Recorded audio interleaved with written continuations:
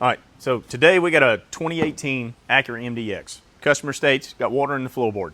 Now, this is the same customer, coincidentally, that brought us their Lincoln Nautilus a couple weeks ago.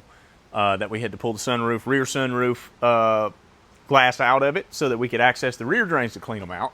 Well, this car also had an issue, and we're going to walk you around and I'm going to show you some of the stuff we found. We even found some manufacturer defect stuff, some stuff that the manufacturer got wrong that's causing long-term issues. So this thing come in and it had complete blockages on the front drains. Neither one of them were draining at all. And because they were completely plugged, I was scared to put air pressure to it and I couldn't get a line to feed through it. So if you'll come over here, all right. So we'll put a little light. You can see it's running water out of it now. It's a little flapper valve down on the bottom that allows this this water to flow out from the sunroof drain pan. So I took the cowl off of this thing to access it because you can get in there and kind of squeeze it a few times and any dirt or anything that's clogging the end of it will pop out, and then you can blow it out to make sure everything's clear, and we got everything flowing good. So we started checking rear drains, and I pulled the, I guess you call it D-pillar panels out of the back of this car to access the drains, pulled them, put a little vacuum on them, realized, okay, nothing's clogged up back here. So I start putting water in, and I'm getting water running out of the driver's side on the floor at the rear above the tire, but I'm getting none out of the passenger side. And it's not clogged. I don't have any clog at the top or the bottom, and I'm trying to figure out what's going on with it because I'm getting a lot of water running over into the inside of the cab like it would be clogged.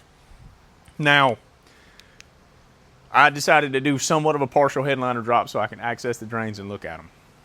So I'm going to show you driver's side, the one that functions like it should, what it's supposed to look like. Alrighty, so here is our drain line.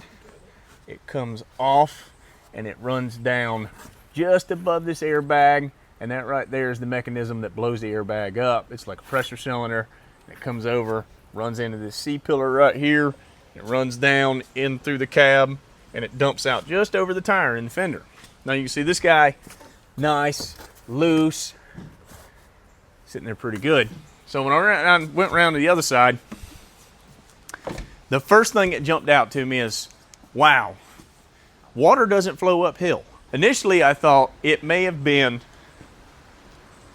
that the factory routed it improperly and this rear drain has just never functioned for the life of the car. And what I wound up finding is that, come on over, Tony, is, so you see that drain line, it comes off of that drain pan there and then goes uphill.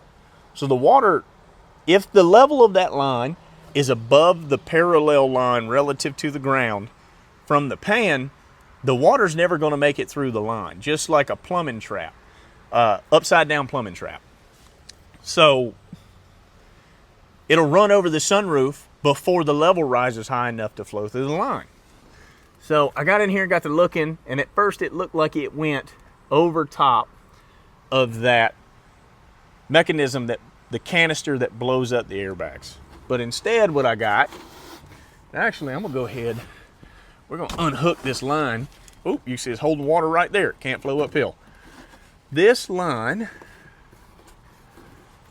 has been, let me get the foam off of it so we can see. It's already torn up. It's not like we can do any more damage to it. This line, it was not routed right, and it got smashed between this plastic vibration dampener on the headliner and the canister up there. So this line, not only was it routed higher than the level of the sunroof drain pan, so the water can't flow uphill, but it was also mashed between the headliner and the canister. So I despise sunroofs. I mean, don't get me wrong, we work on them. It's great. It really helps to get the word out to people about us because nobody can find these things. This is a very, I don't know what it is, but water leaks in cars are very difficult to diagnose for almost everybody in our industry and everybody in the automotive industry as a whole. Dealers are even terrible at them. And then even the people that specialize in them, they can't find them either.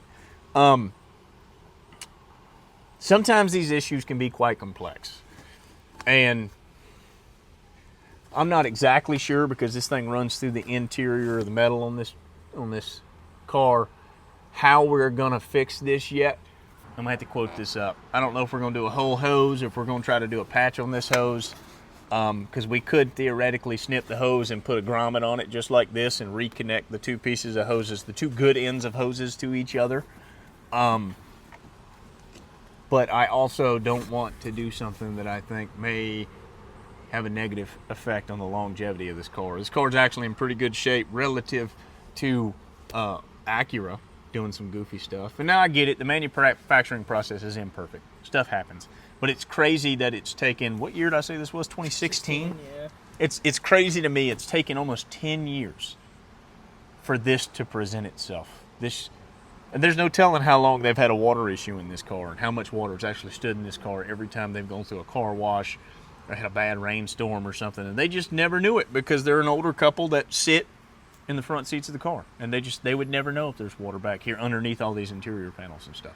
I think we should start a water division. So if you're somebody that's interested in learning how to diagnose water leaks, boy, do I have some stuff to teach you, because I don't have the time to keep doing all this all the time. I can't be the only one around that knows how to do this. And I would love to teach somebody how to do this. And then we'll just start picking up all these accounts all over the place where the water doctors or whatever the names of their companies are. I'm not trying to call anybody out by name, but the folks that claim to specialize in it are terrible at it. They're not very good at this. So I see an opening in the market. Come get with me. Let's figure out a way to dry things up. So if I can help you with any of these leaks, if I can help you find any of these leaks, if you want to learn how to diagnose these leaks, shoot us a call at 843-379-7222, or you stop by and see us at 820 F Paris Island Gateway in Beaufort, South Carolina. I've